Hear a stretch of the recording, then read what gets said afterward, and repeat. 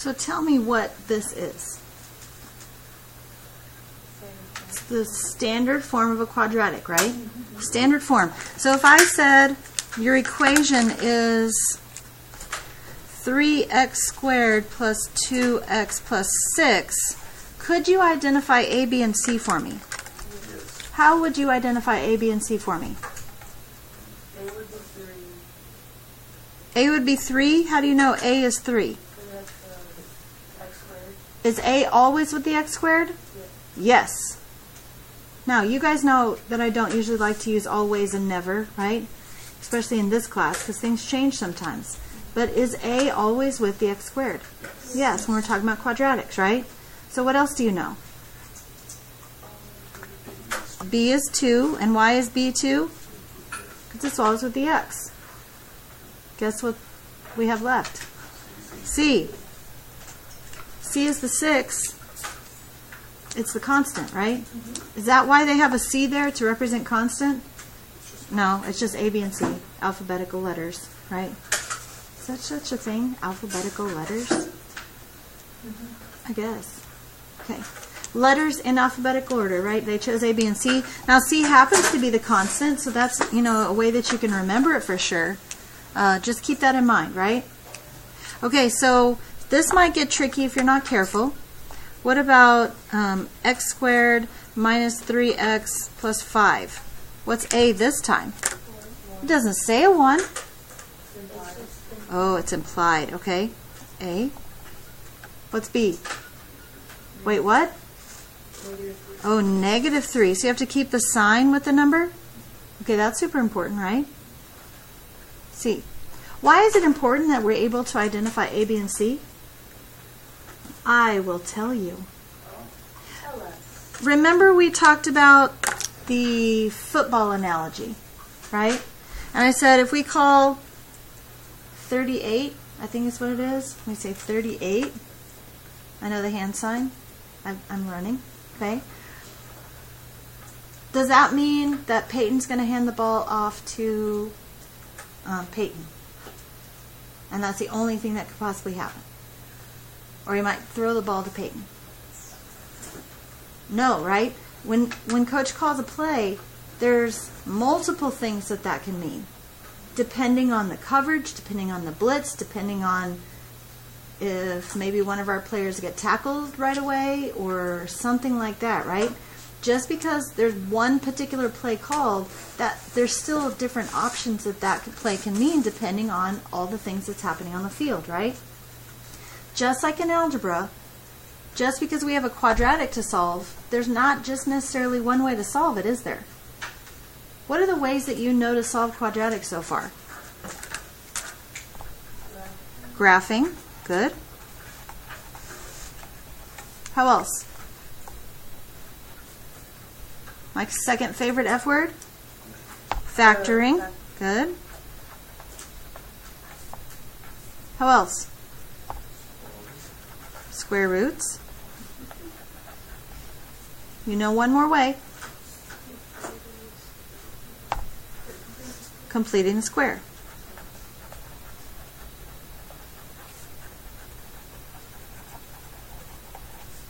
So here's the deal. I'm going to teach you one more way today, but this way is going to have a star by it.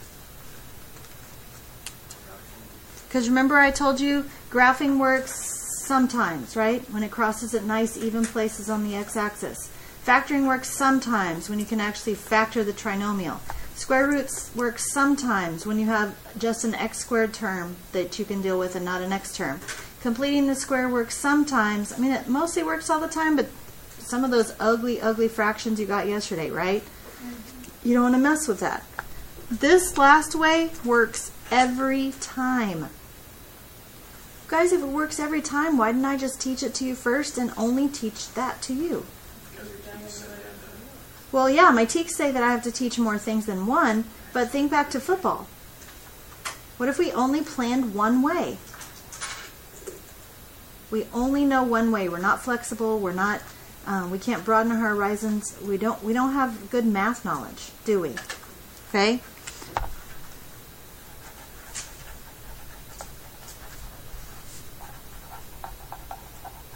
Does it make sense that something called quadratic formula would help us solve a quadratic equation? Good. How many times do I ask you to memorize a formula?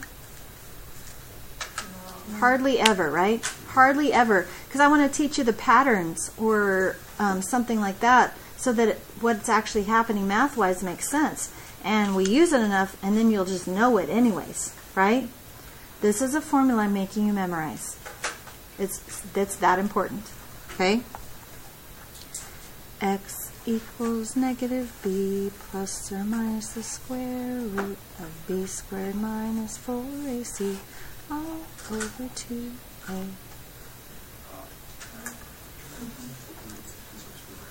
Now, everyone just heard my amazing singing, and I hope you also realize that that's how you're going to memorize this formula, right? So that means I'm about to hear your amazing singing. So we're all going to sing it together. Okay? Try it with me. X equals negative b plus or minus the square root of b squared minus 4ac all over 2a. That was actually pretty good. Okay? Now let's sing it again, because that's how we're going to figure it out. That's how we're going to memorize it. We just do it more often. X equals negative b plus or minus the square root of b squared minus 4ac all over 2a. Now some people make a mistake, and when they write this, they don't draw the division line right here. They stop it right there. Except what do we sing? All over 2a. Everything in the numerator is being divided by 2a, not just the square root part. Okay? Does that make sense to you? So now does it make sense where I made sure you could identify a, b, and c in a quadratic? Because if I don't understand how to identify a, b, and c, can I even do anything with this? No, absolutely not. Okay? Guys, one of the things that you're going to be asked to do with a quadratic before we even solve it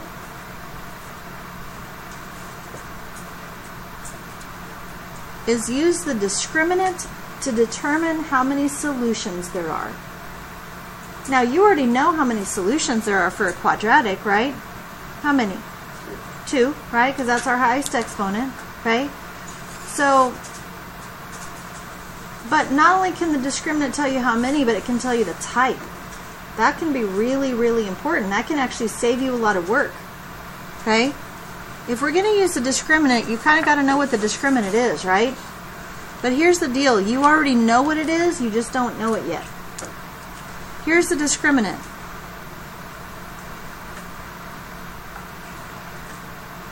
Do you see that? Do you see that somewhere? Where do you see it? It's in the quadratic formula, right? It's what's underneath the root sign. So does it make sense to you that we could figure out what type our solutions are depending on what the number is underneath the root sign? Okay, so here's the deal. If my discriminant is positive, what's going to be true about the type, the number and the type of solutions? If I'm taking the square root of a positive number, what kind of answer am I going to get? Plus or minus something, right? It's going to be a real number.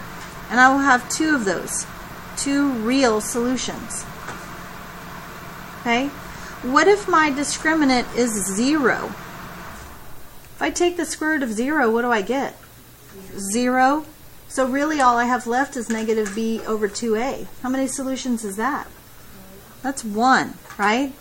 But remember back with me when we did graphing and we talked about 1 real solution?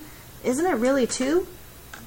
It's really 2. That 1 real solution is called a double root. Remember, it happens twice. So it's 1 number, and even graphically, you remember what happens graphically? It just sits right on the x-axis, right?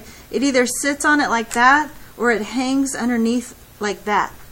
Regardless, it only touches the axis in one place, but that answer is our real root, right? But we call that a double root. Does that make sense? Okay. But what about negative? What if our discriminant is negative. What if I'm taking the square root of a negative number? What do I get? Two imaginary solutions. Okay? So before we even start, we can predict what kind of solutions that we're going to get. Either two real, one real, or two imaginary. Does that make sense? So let's do a problem together. Let's start with this problem. How about x squared plus 5x plus 6 equals 0. That's the problem I want to do with you right now. Okay? So what should we do first? What do you think? How about if we identify A, B, and C? Right? What does our quadratic need to equal, though, before we can solve using the quadratic formula? 0. It needs to equal 0. That's super important. Okay? So let's identify A, B, and C. So what's A? 1. There's A. What's B? 5. And what's C? 6.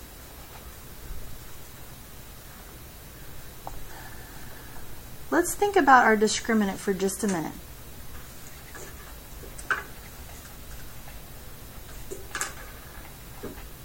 If I do my discriminant, which is b squared minus 4ac, what is b squared? 25, right? Now I could put 5 squared, but isn't that something I know? So I can use my brain and actually just write it for myself, right? Minus 4 times 1 times 6. What is 4 times 1 times 6? What is 25 minus 24? 1. So tell me about the type and solutions I'm going to get. I should get 2 real, right? This is a positive number. I should get 2 real solutions. So let's set about trying to figure out those 2 real solutions. You ready? X equals negative b plus or minus the square root. Now, under these circumstances, I already know what that is, right? I already know it's 1, but we're going to pretend that we didn't do that just so we get the practice, okay? B squared minus 4ac all over 2a.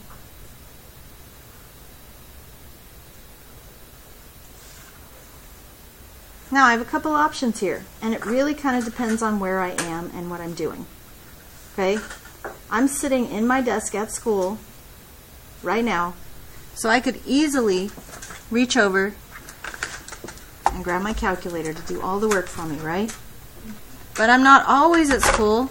Sometimes I'm at home, and all I have is this calculator. Okay?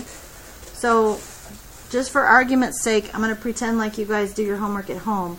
We're just going to pretend like we have this calculator. You okay with that? Okay. We'll check it using the other calculator so you can see that as well. Okay. So I have negative 5 plus or minus the square root of 25 minus 4 times 1 times 6. 24 over 2. I know that 25 minus 24 is 1. Do I know the square root of 1? What's square root of 1? What times itself equals 1? 1, right? When am I going to get an I out of here? When it's negative, right? Okay, so I have negative 5 plus or minus 1 over 2. Now, sometimes I might be done, but this is not one of those times. Because I know what negative 5 plus 1 is, don't I? What is negative 5 plus 1? Negative 4 divided by 2? Negative 2. What about negative 5 minus 1? Negative 6 divided by 2? Negative 3. So what does that mean? Guys, it doesn't do us any good to know a really cool song if we don't know what it does. Those are our 2 solutions, aren't they? Graphically, what does that mean? Those are our x-intercepts, right? That's where our parabola crosses the x-axis. So let me clue you in on something real fast. If you do all this work and get this type of answer, you could have probably factored this from the very beginning. What multiplies to be 6 and adds to be 5? 2 and 3, right? And if we factor to be x plus 2 and x plus 3, how do we go about finding our solutions? Set them equal to 0, x plus 2 equals 0, x plus 3 equals 0. So I know my solutions are negative 2 and negative 3, right? Now, which one took more work? The one that was, or not the The factoring, right? Oh, the factoring took more work? Oh, quadratic formula took more work, right? So I chose this example to do first for you. First of all, because it's kind of simple, right? The numbers are nice and neat for us. But second of all, I really wanted to make a point that while quadratic formula will get us the right answers every time, it is not always the easiest. It's not always the fastest. And we talked about that at the beginning, didn't we? Okay? Any questions about this so far? Okay, so how do we know there's going to be two solutions? How did we know there's going to be 2 real solutions? Because our discriminant was positive. When we did our discriminant, it was positive. And a positive discriminant gives us 2 real solutions. Did we get 2 real solutions? Yeah. Any questions? Okay. So what happens in an equation like this? P squared plus 14p minus 38 equals 0. Just for argument's sake, can we factor that? What multiplies to be negative 38 and adds to be 14? Nothing. Okay? 2 and 19 doesn't work. 3 doesn't go in. 4 doesn't go in. 5 doesn't go in. 6, no. 7, no. 8, no. 9, no. 10, and then we're done. Right? We're done. Okay, so let's solve this using quadratic formula. So what do you want to do first? Here's A. Here's B. And here's C, right? X equals negative B plus or minus the square root of B squared minus 4AC all over 2A. Now, why did I write 14 squared this time? Last time I wrote 25 because 5 squared was 25. Yeah, I don't know the square root of 14 off the top of my head. If I thought about it, I think it's 196.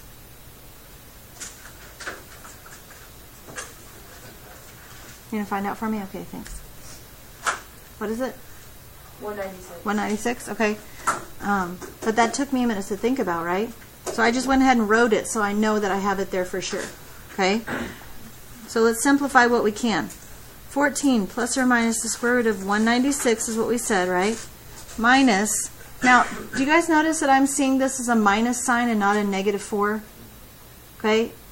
Because otherwise, you can get really confused by this sign. Okay? So I always write down a minus and then I ignore it because I've already got the minus written down. What's 4 times 1 times negative 38? Well, I know what 4 times 1 is, right? That's just 4. So 4 times 38 is 152. I know that's going to be a negative 152, right?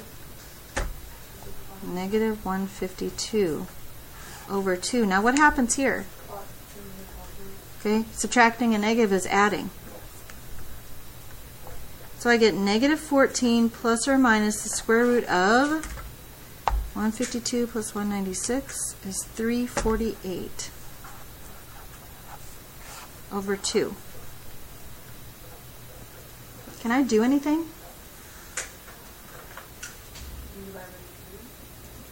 Divide what by 2?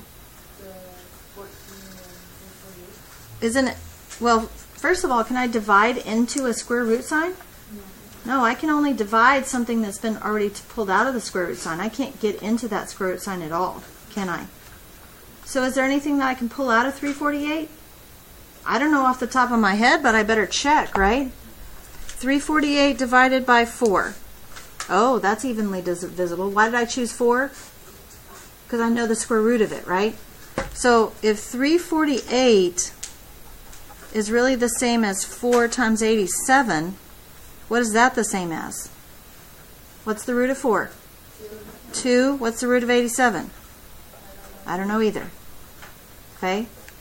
Now, can I pull anything out of 87?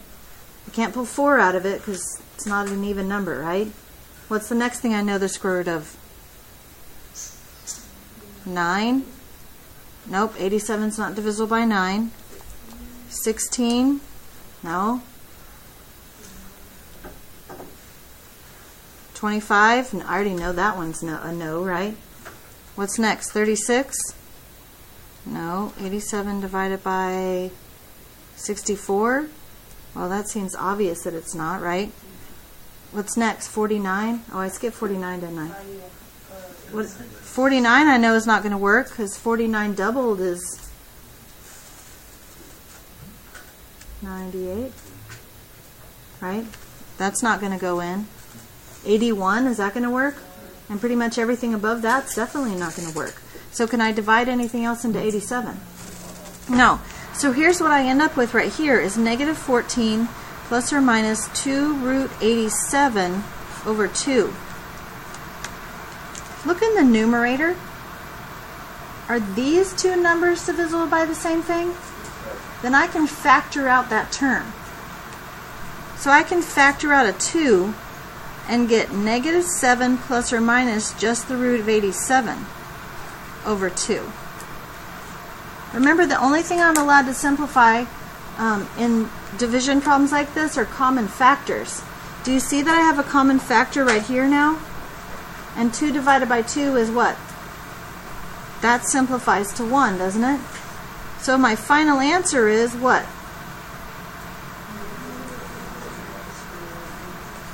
Very good.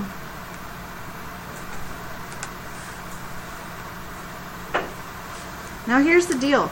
Could we have figured out that number by factoring? No. Could we figure that out by graphing? No. Could we figure it out by using square roots? No, because there's an x term, or in this case a p term, right? So is there any other way we could have gotten to this answer? Not this time, right? Unless you guys know something I don't, which is entirely possible. Okay? So, do you see that I have two real solutions here? Right? We got a positive 348 as our discriminant, so I should have two real solutions. There were people that were struggling with this earlier, so I want to make sure that you understand. What is my first real solution? Negative 7 plus root 87. What's my second real solution? Negative 7 minus root 87, right? Does that make sense? Okay. Let me do one more for you, all right?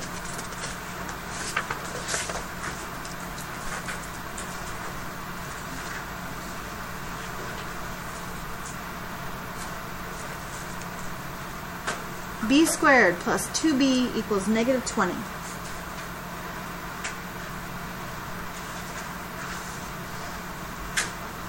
What do we need to do first? Add 20, right?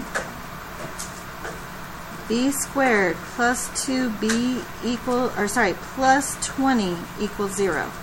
Now, notice that I didn't put the 20 up here in the front. Why didn't I put the 20 in front? It's nicer when it's in standard form, right? Because then the letters go A, B, and C. Now, if it wasn't in standard form, I could still identify the letters, but I have more of a chance to mess up, wouldn't I? Okay? Now that I have A, B, and C identified, let's fill in our quadratic formula. X equals negative B plus or minus the square root of B squared minus 4AC over 2A.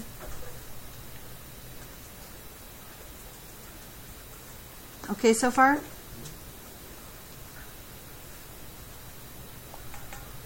Negative 2 plus or minus the square root of 4 minus 40.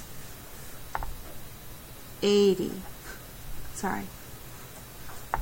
I can't even write today. I apologize. Where did I get 80? 4 times 1 times 20, right? All over 2? Guys, what is 4 minus 80? Negative 76. Ooh, what does that mean my answer is going to contain? An imaginary, an I, right? Okay. Now, 76, can I factor that? Not factor it. Can I pull out a common, can I pull out a number that I know the square root of? You know the square root of 80?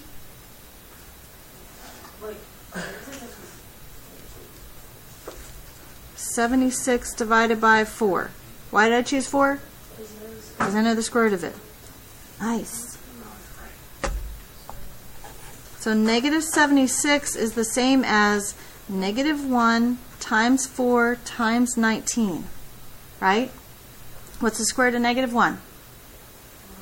I. What's the square root of 4?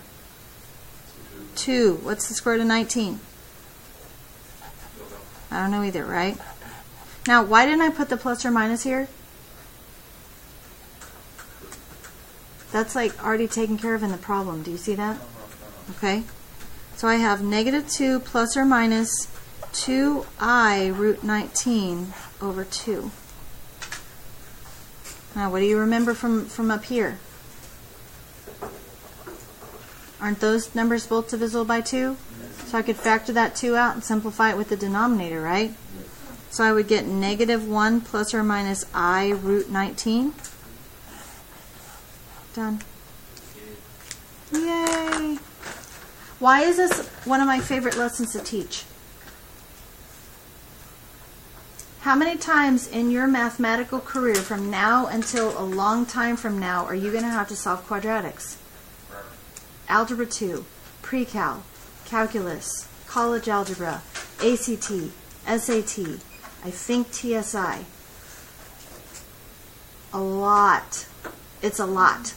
Okay? So if I can teach you the quadratic formula, if I can teach you a way that works every single time, that's pretty dang exciting. Because if you're successful at learning how to do this, you're going to be successful at solving all those types of equations. Okay? Got it? And we got to sing. Okay? Questions?